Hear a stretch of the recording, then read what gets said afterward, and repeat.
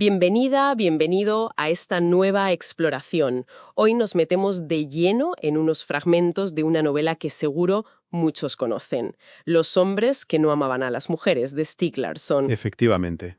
Tenemos unos pasajes que nos lanzan directos a misterios que duran décadas, personajes súper complejos y, bueno, también tramas financieras bastante turbulentas. Exacto.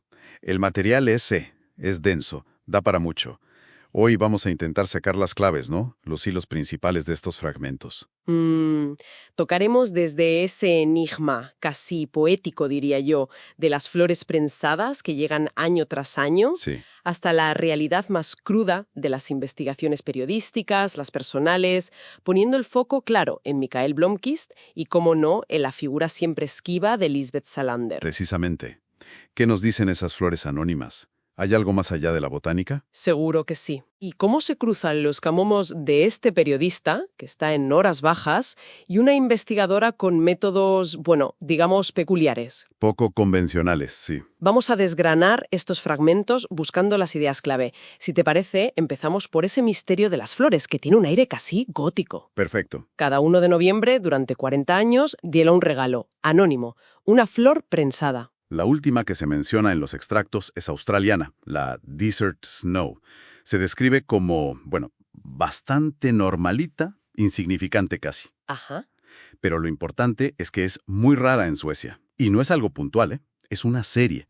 Cada año una flor distinta. Siempre raras, ¿no? Sí, siempre especies diferentes, raras, bonitas, prensadas con mucho cuidado sobre papel de acuarela y enmarcadas. Enviadas sin remitente. Un ritual. Y aquí lo curioso no es tanto saber qué flores exactamente, que el texto ya dice que es imposible de rastrear, podría cultivarla cualquiera, vamos. Claro, no hay registros ni nada. Lo interesante es el ritual en sí.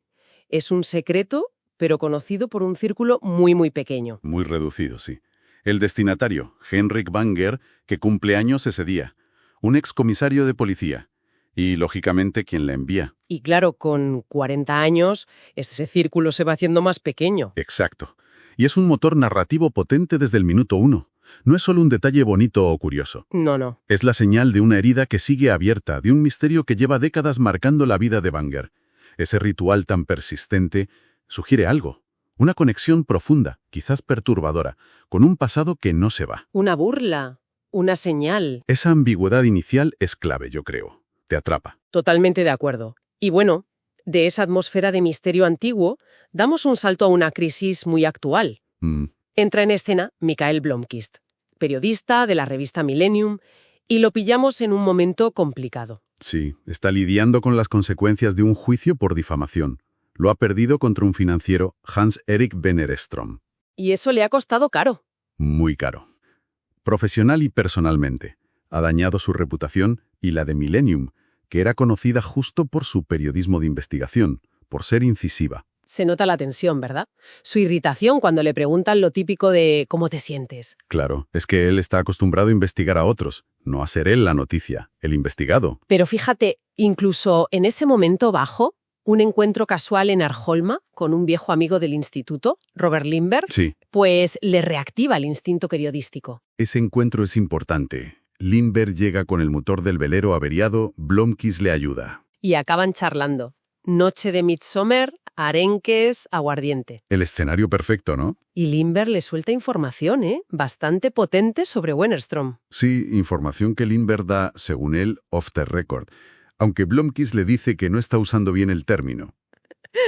Pero lo importante es que apunta a posibles chanchullos, digamos, de Wennerström, relacionados con un proyecto CADI, en Polonia. Ajá, un proyecto de estos post-caída del muro, ¿no? Para ayudar a la democracia y tal. Eso es, pero parece que Wennerström pudo haber desviado millones de una fábrica de hueveras, una tal Minos, que apenas costó nada. Una fábrica fantasma, casi. Sí, para tapar sus propios problemas de liquidez, su cash flow, durante la crisis del 92. Esto es clave. Por un lado, refuerza la idea de que Wennerström igual sí tiene un historial turbio, lo que pondría en duda el juicio contra Blomkvist.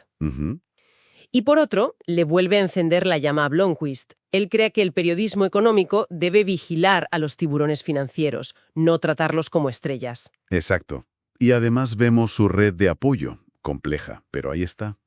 Erika Berger, coeditora de Millennium, su pareja en una relación abierta que el marido de ella acepta. Sí, eso también se menciona. Y Christer Malm, el diseñador, el tercer pilar de la revista.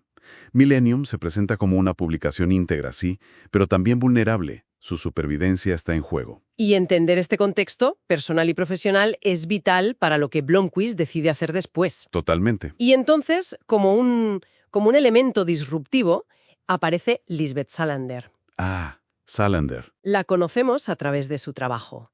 Investigadora freelance para Milton Security. La dirige Dragan Armansky. Armansky, que ya de por sí tiene una historia compleja, reconoce el talento de Salander casi al instante. Es que ella demuestra ser mucho más eficaz que otros. Muchísimo. Descubre trapos sucios de un compañero en 3 días. Deudas, drogas, maltrato.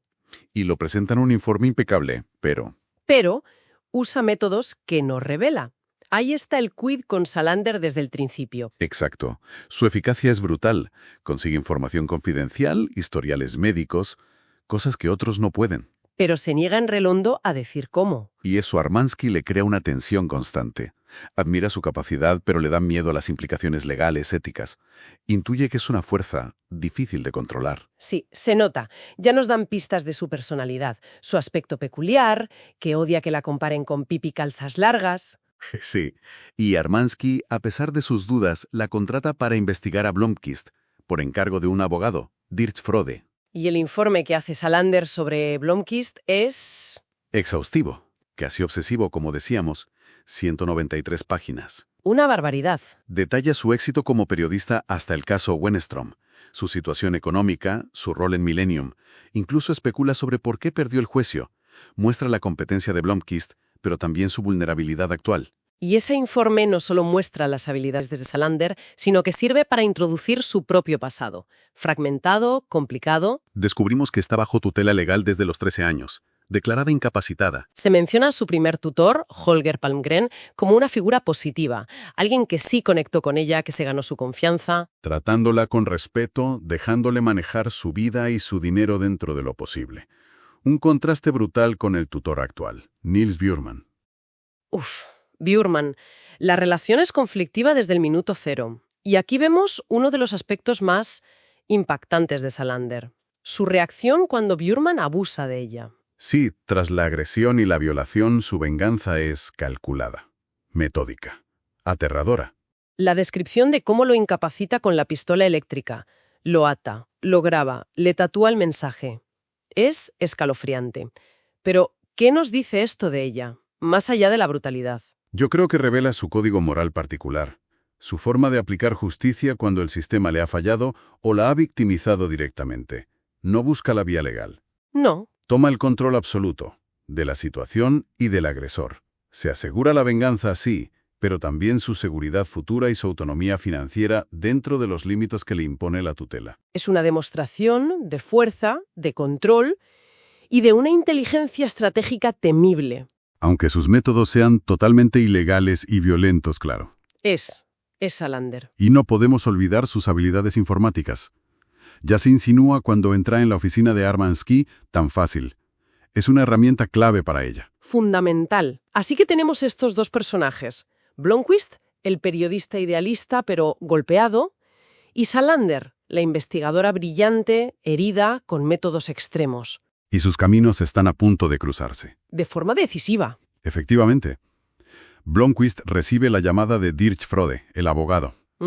Le ofrece un encargo muy particular, de parte de Henrik Wanger, el industrial octogenario retirado en la isla de Hedeby. Wanger quiere contratarlo para resolver el misterio que lo consume desde hace casi 40 años. La desaparición de su sobrina nieta, Harriet, en 1966. Wanger está convencido de que la asesinaron en la isla ese día, durante una reunión familiar. Y le cuenta a Blomqvist la historia de la familia Wanger, que es... complicadas poco, marcada por disputas, avaricia y un pasado nazi bastante turbio en el que estuvieron metidos varios hermanos de Henrik. Describe también el entorno de Harriet, padre alcohólico y maltratador, madre distante. Henrik, que no tuvo hijos, se volcó en ella y en su hermano Martin. Y el día clave, el de la desaparición. La isla quedó aislada. Hubo un accidente en el único puente, justo después de que vieran a Harriet por última vez. Buscaron por todas partes, durante años, perros, buzos, nada. Nunca encontraron el cuerpo. Y eso es fundamental para Henrik. Descarta que se fugara, o un accidente, o suicidio. Cree que el cuerpo tendría que haber aparecido por la geografía, las corrientes. Su conclusión es firme: asesinato. Y alguien en la isla ocultó el cuerpo muy bien. O lo trasladó fuera de la isla, aprovechando el caos. ¿Y entonces? ¿Vuelven las flores? El detalle macabro. Desde 1967, cada año, en su cumpleaños Henrik recibe esa flor prensada anónima, idéntica a las que Harriet le regalaba. Para él no es esperanza. No, para él es una tortura, la burla cruel del asesino. Y es esa convicción, ese tormento, lo que le lleva a hacerle a Blomkist una oferta, irrechazable. Muy generosa, sí. Un sueldo altísimo, hablamos de millones de coronas al año, para investigar y escribir una crónica familiar. Y la guinda, la promesa de información sobre Wennerström, información que podría limpiar su nombre. Es el cebo perfecto para un periodista en su situación. Un misterio fascinante y la posibilidad de redención profesional. ¿Quién diría que no? Blomkist acepta, claro, se instala en GDB. Se sumerge en todo el material del caso. Informes, notas de Henrik. Es una cantidad ingente de información. Empieza a catalogar a la familia, los presentes aquel día, unos 23 sospechosos potenciales. Y empieza a interactuar con los Wenger de ahora. Tiene una aventura con Cecilia Wenger. Habla con Martin, el hermano de Harriet, ahora CEO de la empresa, que parece sorprendentemente abierto. Sí, eso llama la atención. E incluso se entrevista con el policía jubilado que llevó el caso originalmente, Gustav Morell. Y Morell le menciona, como de pasada, otro caso antiguo sin resolver por la zona, el asesinato de una tal Rebecca Jacobson en 1949. Al principio parece un detalle más, ¿no? Pero no lo es. Nada es casual en esta trama. Blomkist explora la isla, la cabaña del padre de Harriet, Gottfried, libros, revistas viejas. Nada parece muy revelador al principio. el primer gran avance viene de unas fotografías del día de la desaparición. Las encuentra en el archivo de un periódico local. ¿Los negativos originales? Y descubre una imagen donde se ve a Harriet entre la gente, pero está mirando algo fuera de cámara. Y se la ve angustiada, muy angustiada. Y luego la foto clave. Otra toma, segundos después. Revela qué miraba Harriet. ¿Una pareja? Sí, pero hay algo más. Una pegatina en la luna trasera de su coche. Intenta mejorarla digitalmente, pero no consigue leer el texto. Deduce algunas letras. Y aquí es donde entra Salander en la investigación directa. A petición de Blomkist, necesita su ayuda. Y juntos, o bueno, ella principalmente, identifican la pegatina. Pertenece a Libet Sort, una iglesia pentecostal. Y esto conecta con unas anotaciones raras que Harriet tenía en su agenda, nombres y números. Blomkist le pasa esas anotaciones a Salander. Necesita su perspectiva única, su forma de ver las cosas. Y ella hace la conexión aterradora. Los números son citas bíblicas. Del Levítico. Y los nombres corresponden a mujeres víctimas de asesinatos brutales sin resolver, ocurridos en Suecia entre 1947 y 1966. La correlación es espeluznante. Cada cita bíblica parece describir o justificar de forma macabra cómo mataron a cada mujer. Levítico 20:16, una mujer muerta en un establo. Levítico 20:27, y Rebecca Jacobson, la víctima del caso que mencionó Morell. Levítico 20:18 y una mujer asesinada con una compresa usada en la boca. Uf. Es un patrón horrible. La implicación es demoledora. Harriet, con solo 16 años, tuvo que descubrir que alguien de su entorno, probablemente de su familia, era un asesino en serie. Que usaba la Biblia como una especie de guión macabro. Esto lo cambia todo. Ya no es solo una desaparición. Claro. Y justo entonces la amenaza se vuelve real para Blomkist. Le matan a la gata que lo visitaba. Y la registra en el estudio. Alguien sabe que se está acercando demasiado. Las sospechas empiezan a centrarse en Martin Wenger, el hermano de Harriet. Salander encuentra pruebas, fotos antiguas que lo sitúan cerca de uno de los crímenes, en la época correcta. Y Blomkist decide confrontarlo, cara a cara. La confrontación sale fatal. Martin lo droga, lo secuestra en su sótano. Y se revela, no solo como conocedor de los crímenes de su padre, Gottfried, sino como el continuador de su obra. Confiesa ser un asesino en serie sádico y se prepara para matar a Blomkvist. Pero Salander, que estaba al loro, que sospechaba, interviene, de forma espectacular. Irrumpe en el sótano, ataca a Martin con una violencia brutal, con un palo de golf. Y permite que Blomkvist escate por los pelos. Martin huye en coche. Y muere en un accidente mientras Salander lo persigue. Parece el final del caso, ¿no? Martin era el asesino. Seguramente mató a Harriet. Misterio resuelto. Pero la intuición de Salander le dice que algo no encaja. La versión de Anita Banger, la prima que supuestamente ayudó a Harriet. Exacto. Algo no le cuadra del todo. Empieza a rastrearla por su cuenta. Y descubre que vive en Londres, no donde decía estar. Con ayuda de los contactos hackers de Salander, Trinity y compañía. Pinchan una llamada entre Anita en Londres y una mujer en Australia. La conversación es tensa. Hablan de la muerte de Martin, de que Blomkvist sabe algo. La mujer en Australia corta de golpe. Suficiente. Blomkvist vuela a Australia. Cochrane Farm, una granja de ovejas. Y allí conoce a la mujer de la llamada, la viuda de Spencer Cochrane. Una mujer rubia que resulta ser Harriet Banger. viva. Y entonces Harriet cuenta toda la verdad, que es aún más oscura de lo que Blomkvist había imaginado. Confirma los abusos sexuales de su padre, Gottfried, y también de su hermano Martin, desde muy jóvenes. Y que su madre Isabella lo sabía, pero miraba para otro lado. Y revela que fue ella quien mató a Gottfried en 1965. Lo ahogó en el embarcadero después de que él intentara matarla.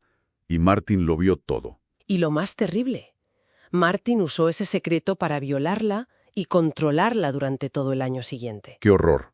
La desaparición de 1966 fue en realidad una fuga, planeada al milímetro con Anita. Aprovecharon el caos del accidente del puente para sacarla de la isla, del país, en secreto. Harriet asumió la identidad de Anita en el extranjero. Londres, luego Australia. Anita vivió como Harriet un tiempo hasta que pudieron intercambiar las identidades de nuevo en los registros. ¿Y las flores? El detalle que torturaba a Henrik. Eran un mensaje secreto, de Harriet para Henrik, enviado a través de Anita, que viajaba mucho, para decirle que estaba viva. Nunca imaginó el tormento que eso le causaba a Henrik, que creía que era el asesino burlándose. Una ironía trágica, sí. Blomkvist organiza el reencuentro, emotivo, claro, entre Harriet y Harriet en Suecia. La vuelta a casa. Isabella, la madre, se marcha de Hedeby cuando se sabe todo. El misterio Banger está resuelto, pero la historia tiene una última vuelta de tuerca. Así. Wennerström. Blomkvist ahora tiene la información que le prometió Banger, pero es Salander, con un hackeo masivo profundísimo a los sistemas de Wennerström. Quien obtiene las pruebas definitivas, las que lo hunden. Descubren la verdadera magnitud de sus crímenes: tráfico de armas, blanqueo de dinero para cárteles colombianos, negocios turbios en Rusia, un imperio criminal. Pero antes, justo antes de que Millennium publique la historia, Salander ejecuta su propio plan maestro. Es una operación de una audacia increíble.